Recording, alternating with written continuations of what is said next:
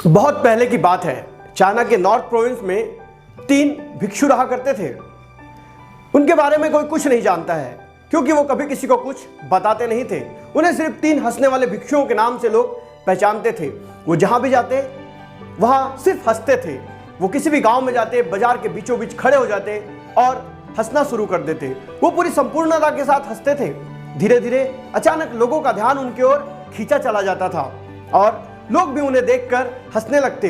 वो पूरी एकाग्रता के साथ, तल्लीनता के साथ, संपूर्णता के साथ हंसते और सारे लोग भी उन्हें देखते, हंसने लगते और पूरा गांव हंसी के सागर में डूब जाता।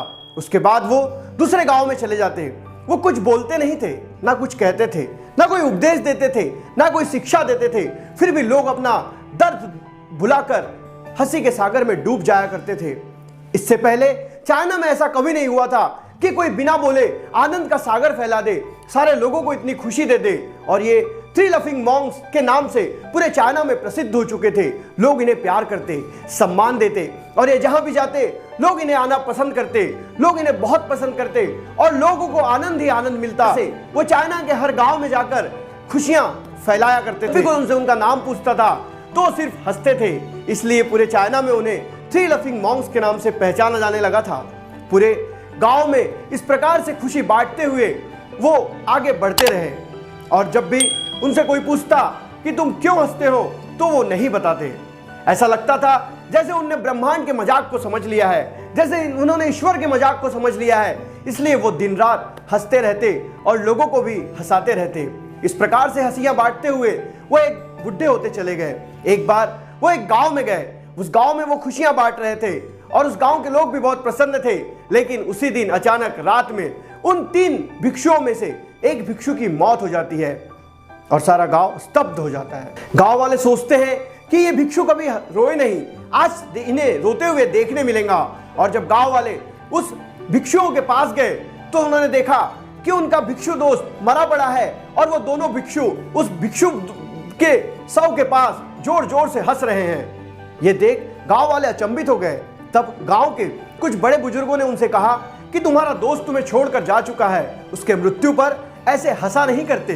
तब पहली बार वो भिक्षु बोले, हम इसकी जीत पर और अपनी हार पर हंस रहे हैं।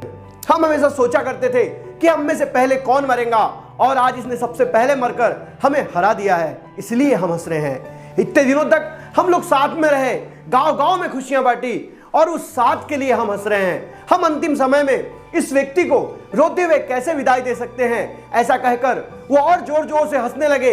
ऐसा लग रहा था इससे पहले वो ऐसा कभी नहीं हंसे हैं और गांव के लोग भी अचंभित होकर उन्हें देख रहे थे। चाइना में कोई व्यक्ति मरता था तो ऐसी प्रथा थी कि उसके कपड़े बदलकर उसे अंतिम संस्कार किया जाता था। लेकिन उनके दोस्त भिक्षु ने कहा था कि मेरे कपड़ों को नहीं बदलना, मेरे मरने के बाद मेरे कपड़ों को वैसे ही रखकर मुझे अंतिम संस्कार में झोंक देना। और उसने कहा था कि मैं जिंदगी भर सिर्फ हंसा हूं और लोगों को हंसाया हूं। मैंने कभी कोई गंदगी जमा नहीं की, मैंने कभी कोई धूल जमा नहीं की और हंसी हमेशा युवा होती है। और उसके दोस्तों ने उसे वैसा ही किया। जब उसे अंतिम सैया पे लिटाया गया, चिता पर लिटाया गया, तो लोगों ने जब उस तीसरे भिक्षु के शव को देखा तो वो समझ गए कि वो तीसरा भिक्षु भी उस समय हंस ही रहा था। ये देख लोग और आश्चर्यचकित हो गए और जब उसके चिता को अग्नि दी गई तो उस लोगों ने देखा कि उस भिक्षु ने अपने कपड़े में कुछ चीनी फटाके छुपा के रखे थे। जैसे ही अग्नि लगी वैसे ही वो फटाके फूट गए, आकाश में रंगों की बौछार हो गई। ये देख सारा गांव फिर से खिलखिलाकर हंसने लगा। और तब वो दोनों भिक्षु ने बोले कि तू तो मर चुका है और जाते जाते भी तूने गांव के लोगों को हंसा कर गया और तूने फिर से हमें हरा दिया है। तेरे द्वारा दी गई लोगों को ये आखिरी हंसी है। इस प्रकार ये 3 मॉन्क्स चाइना में आज भी फेमस हैं और उन्होंने जिंदगी भर सिर्फ खुशियां बांटी।